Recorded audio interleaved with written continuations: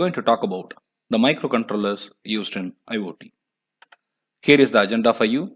We will introduce you to the microcontroller and microcomputers which are used in building IoT applications, which is going to be followed by discussing the features of microcontrollers and microprocessors. Also, we are going to have a clear analysis about the cost and performance of various available microcontrollers and computers in the market. Commonly used microcontrollers in IoT. IoT boards are of two types. One is microcontroller boards and another one is single computer boards. We call it SBC.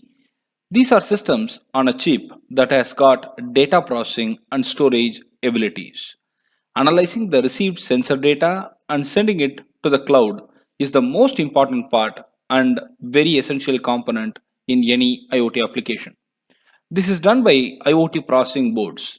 There are various boards available in the market, and some of them are Arduino Uno, Arduino Nano, Node MCU, AT Tiny 84, AT Tiny 85, Raspberry Pi, Intel UP squared board, out of which Intel UP squared board alone can get qualified to be called as microcomputer.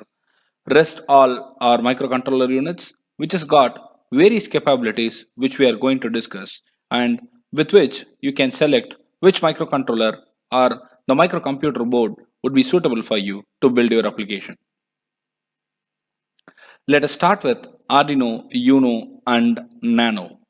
Arduino Uno is the most powerful as well as famous IoT board in the market. It runs on an 80 mega 328p microcontroller. Arduino Nano runs on 80 mega 328 microcontroller. You can switch between the boards depending on the requirement, which is based on the size, cost, analog and digital pins. Both Arduino Uno and Nano do not have inbuilt Wi-Fi module, which means that we have to add an extra module to it to get the Wi-Fi support. The normally supported module or normally preferred module is ESP8266 Wi-Fi module, which has to be connected with the Arduino Uno or Nano board for you to get the Wi-Fi connectivity. Node MCU. This is one of the most preferred and affordable boards for building prototypes and proof of concepts. This is actually very inexpensive, at the same time very effective. Now, if we add ESP8266, which is called Wi-Fi module, to an Arduino board, it will consume more power and also take up more space. It could also cost you more. So what if a Wi-Fi module is available on board? What if a Wi-Fi module is coming default with the board which is being sold? That will be more efficient and it will be definitely easy for anybody to work with it. That's what Node MCU is all about.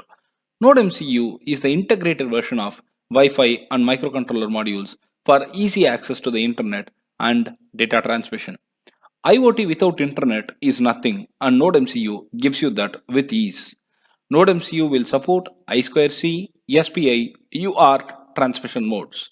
The main issue with or challenge with Node MCU is that the number of analog pins. It has got only one analog pin and it becomes very difficult when you have to interface multiple analog sensors. This is the challenge that we are facing right now, but we got to overcome it and this has got multiple advantages considering the only one disadvantage that I have highlighted. Hence, this can be preferred. This is inexpensive as well as I highlighted some time back. The next board that we are going to see is AT Tiny 84 and AT Tiny 85. You want to shrink the size of your projects? You want to build it as a real prototype and real beta alpha versions? AT Tiny is the best choice. They are the best microcontrollers which are built especially for the miniaturization purpose. When you use this AT Tiny microcontrollers, it becomes essentially very small and it occupies very minimal space on board. An impressive feature of AT Tiny is that it comes with Arduino compatible bootloader, which means that you can program AT Tiny with the same Arduino IDE. Since Arduino IDE is very easy for us to use and we are going to use it for building most of the embedded system based applications, you need not deviate much when you use AT Tiny. You can use your same knowledge whatever you have gained by learning Arduino IDE. Depending on the requirement of the number of I/O pins, ATtiny comes in two different versions which supports I2C, SPI, UART transmission modes as well. You can have two types of ATtiny here, ATtiny 84 and 85 with SMD type, ATtiny 84 and 85 through hole type. You can see the difference in the types of pins that we have here. I'm highlighting it and I'm moving my pointer for you to understand. This is called SMD type and this is called through hole type. The next one is Raspberry Pi. This microcontroller board is often called as credit card size computer. This is a microcomputer, one can say as well. It is one of the smallest prototyping and computing boards available in the market. It is a revolution one could highlight. A Raspberry Pi 3B Plus consists of HDMI port, Ethernet port, audio jack, USB ports, LCD display pins, and 28 digital GPIO pins for sensor interfacing. This is more than sufficient for anybody to build any sort of IoT applications. The higher version of Raspberry Pi comes with inbuilt Wi-Fi support and Bluetooth features as well. This reduces the need for you to interface your Raspberry Pi with any additional peripherals or any additional units. It works on a separate Linux-based operating system called as Raspbian. It's very important to know it is called Raspbian. UP squared boards are the next one to be discussed. UP squared boards are really fast. They are high performance boards which are x86 maker boards based on Intel Apollo Lake platform. It has got multiple 3.0 ports USB, double gigabit Ethernet port and a HDMI port. All these combinations will make it really ideal for you to use it building real-time IoT solutions. It comes with a pre-installed Ubuntu 16.04 operating system. It has got a much better and higher processor performance compared to Raspberry Pi. It supports Intel Celeron processor. The larger applications, which include machine learning, neural networks, high-level image processing application, deep learning, can all be done with this Intel UP squared board, but the same cannot be done at the same perfection and accuracy with other boards that we have discussed. This is ideal, but the only thing that you need to understand is this bit expensive.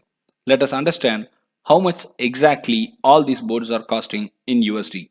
Arduino Uno costs you $23, Arduino Nano costs you $14, Node MCU is $13, ATtiny 84, 85 are costing $4 and $3 respectively. Raspberry Pi 3B Plus costs you $38. Intel UP squared board, it costs around $350. So based on the application that you are going to build and based on your budget, you can select the best of the microcontrollers and the computing boards that are displayed in front. Thank you.